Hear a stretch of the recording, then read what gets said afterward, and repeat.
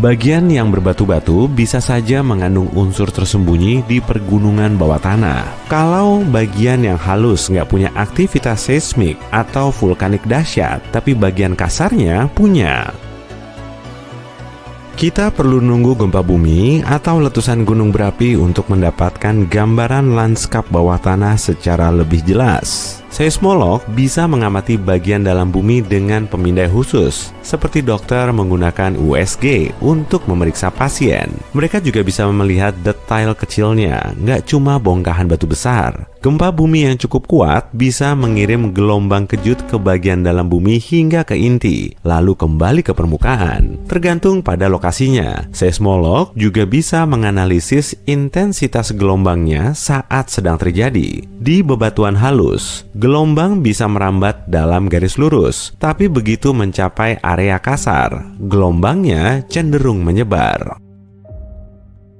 Suhu dan komposisi material bisa mempengaruhi kecepatan gelombang, tapi informasi ini kurang akurat dan nggak begitu berpengaruh pada data pegunungan bawah tanah yang sebenarnya. Jadi, dengan menganalisis gelombang yang tersebar di kapal dan memanfaatkan medan magnet bumi, ilmuwan bisa mengetahui banyak hal. Tapi penelitian ini cuma efektif untuk nyari tahu bagian dalam bumi di zaman sekarang, bukan proses perubahannya selama 4,5 miliar tahun. Namun demikian, ilmuwan meyakini kalau kondisi material di mantel masih sama seperti awal pembentukannya.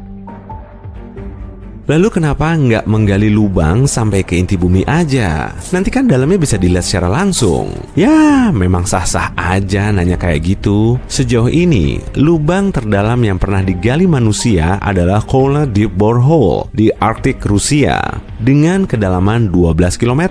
Warga setempat juga ngaku telah mendengar teriakan dari bawah tanah. Pengeborannya sendiri memerlukan waktu selama hampir 20 tahun, dan itu pun nggak mencapai inti bumi. Mereka menggali sekitar 1/3 kerak bumi atau 0,2% menuju pusat bumi. Inti bumi nggak bisa kita tembus, sama seperti matahari, dan kita nggak akan tahan dengan tekanan di bawah sana. Kalau mau menyelami titik terdalam di bumi, Palung Mariana, kita perlu alat khusus agar bisa tahan terhadap tekanan ekstrim. Dan teknologi yang membawa kita ke pusat bumi akan sangat mahal.